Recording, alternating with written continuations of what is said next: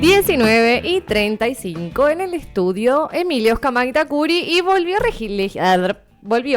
religiosidad y coso. Volvió religiosidad y coso. La teníamos escondida. Teníamos escondida. No, estaba Estaba agazapada. ahí, viendo en qué esperando momento su salir. momento. Exactamente, estaba esperando su momento.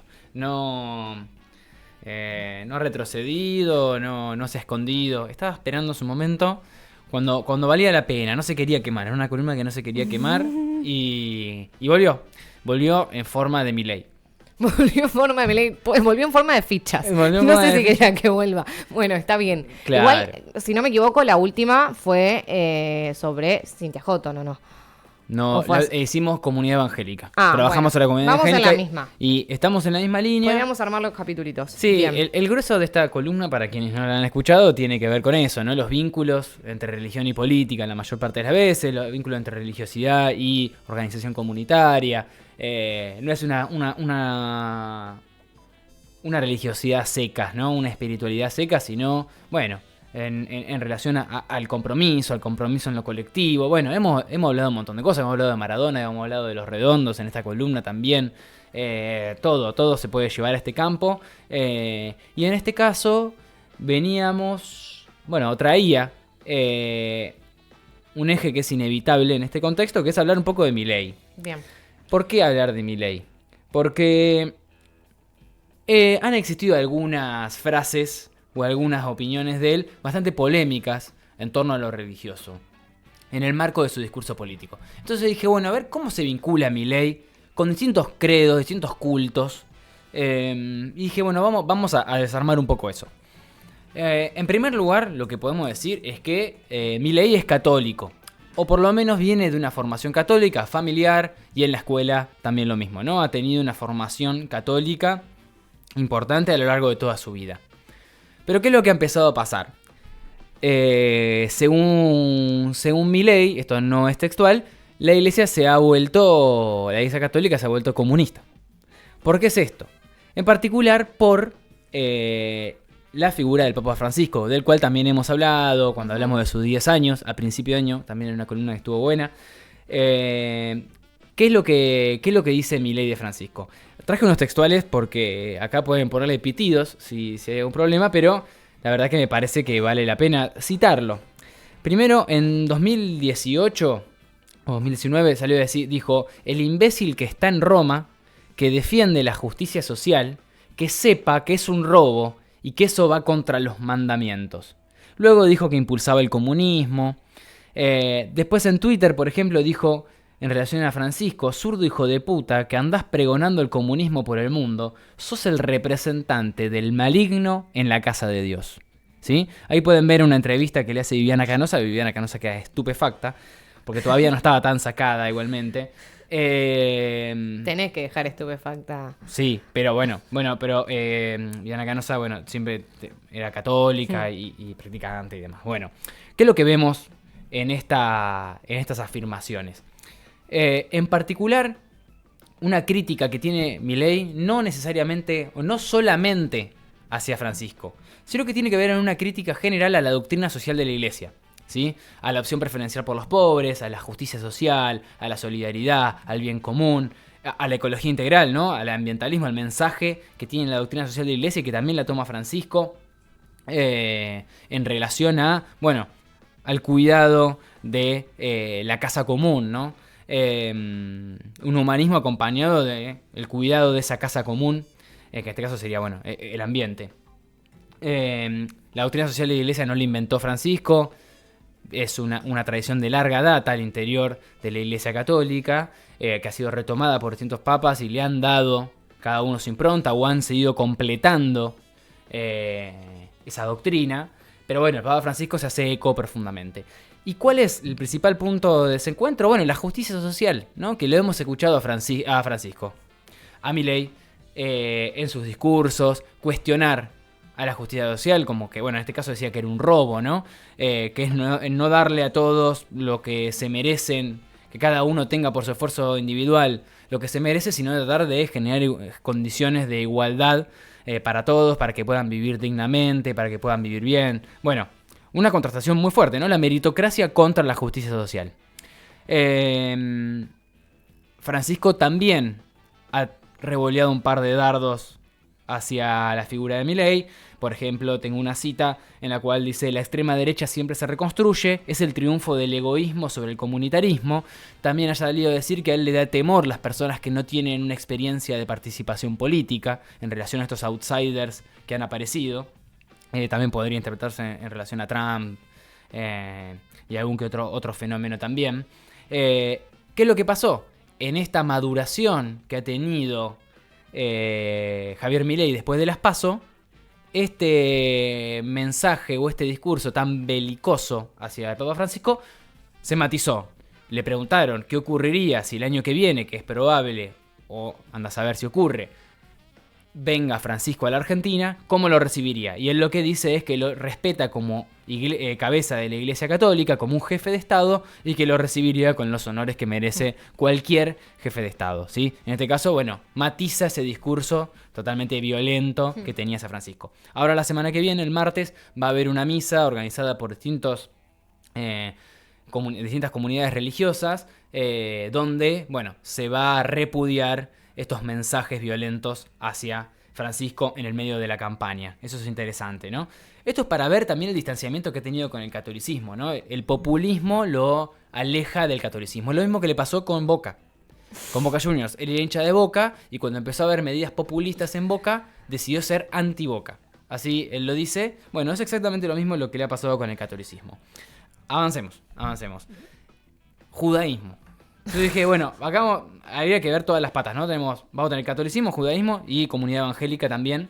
Vamos a ver un poquito cómo se vincula con esas dos cosas. Y sí, sin menospreciar a otros cultos, agarramos estos tres, que son los que podemos ver vínculos más concretos. ¿Qué es lo primero que ha dicho Milei? Que hace un tiempo se viene formando con un guía espiritual, que es un rabino, que es Simón Alexis Weinich.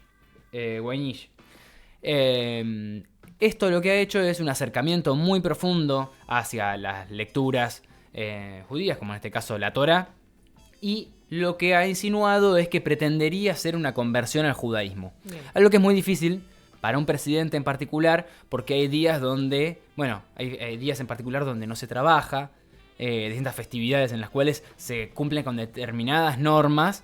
Y un presidente por ahí, digamos, que no trabaje determinados días sería un poco extraño, ¿no? Entonces, habría que ver cómo, en términos formales, se podría decir eso. Pero él ha dicho que le gustaría ser el primer presidente judío de la Argentina.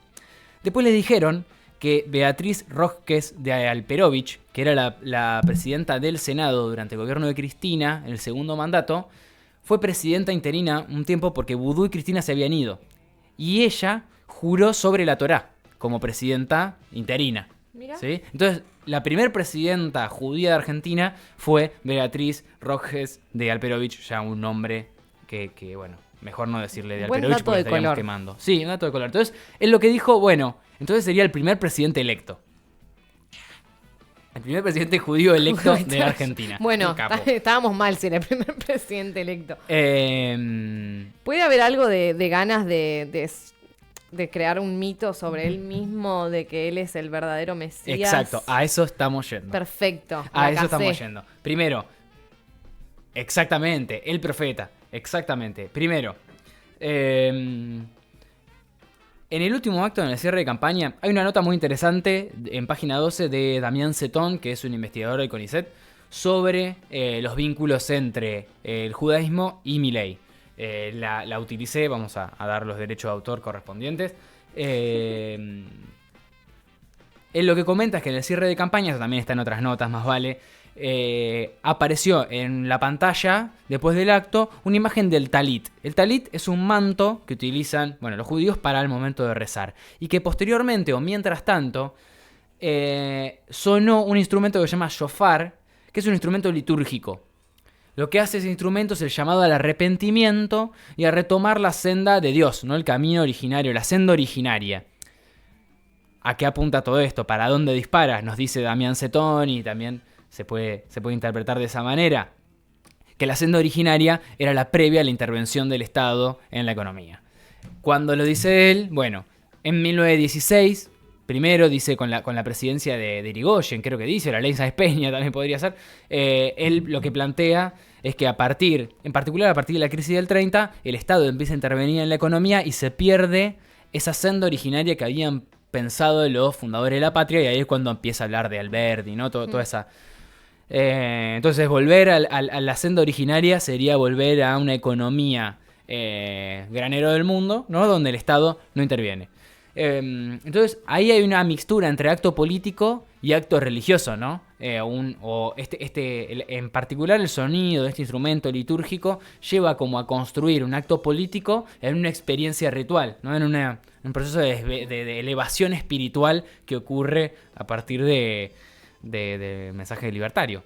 Y ahí era algo que recién decía Luca, que es que hay en su discurso la asunción de un lugar, un rol de profeta, ¿no? El profeta que, en la tradición del Antiguo Testamento, se enfrenta a las monarquías, ¿no? A las monarquías injustas y demás, que en este caso sería el Estado.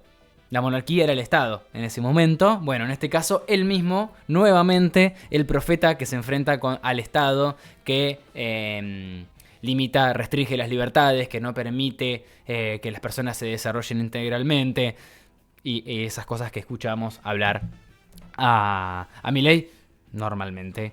Y otra de las cuestiones que lo emparentan acá también con la cuestión judía es esta propuesta, dos propuestas que tiene él. Primero, mudar la embajada argentina en Israel, pasarla de Tel Aviv a Jerusalén, ¿no? Bueno, la tierra prometida, la tierra en disputa entre Israel y Palestina, digamos, que también estaría muy interesante charlar con alguien de la comunidad musulmana también para que nos comentara un poco sus opiniones sobre esto, ¿no? Pero bueno, un planteo muy vinculado a la derecha israelí en particular. Esto no significa que toda la comunidad judía esté a favor de Milei, no hay que generalizar esas cosas.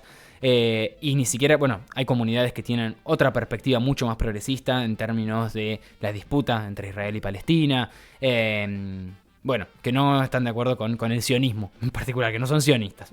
En ese sentido, es interesante indagar ahí. Es decir, esto que estoy diciendo no habilita discursos antisemitas, primero en principal, no permite una generalización en relación a los judíos, la comunidad judía y Milei, pero podemos ver ahí puentes que tienden en particular con la derecha israelí, con el gobierno de Israel, diciendo también que su primer viaje internacional como presidente sería Israel, ¿no? Él dice, yo soy de Occidente, mi alianza va a ser con Occidente, Estados Unidos e Israel, y que él es un admirador de Israel. Es un manual. Sí, no sé si es un manual.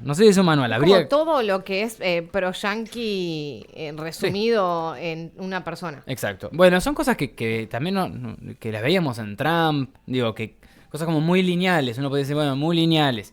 Bueno, eso en relación a los vínculos que tiene con el mundo judío Milei, ¿no?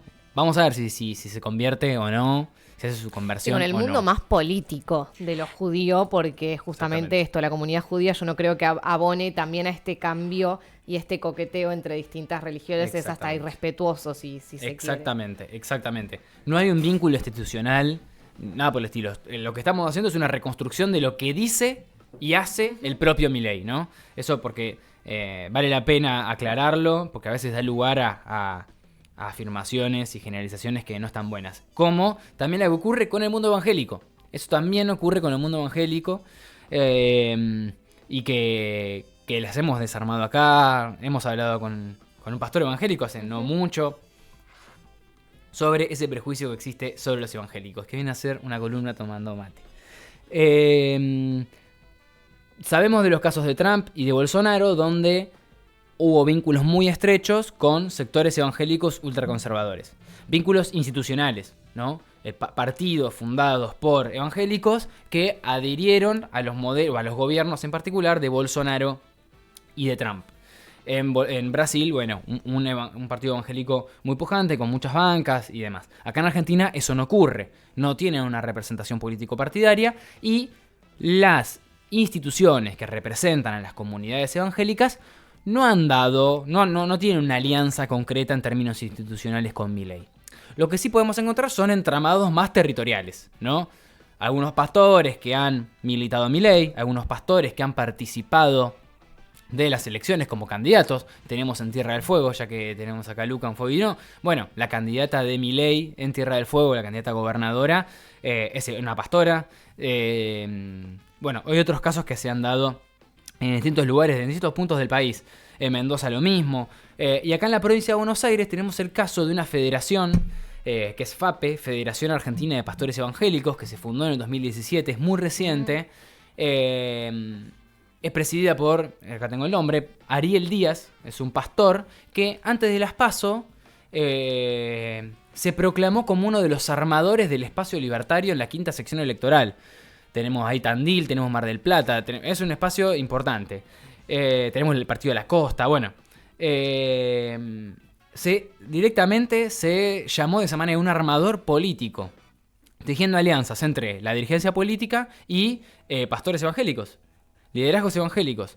Ahí tenemos, sí, un rol casi institucional, porque es el referente de una federación de pastores evangélicos que directamente juega políticamente con Milei.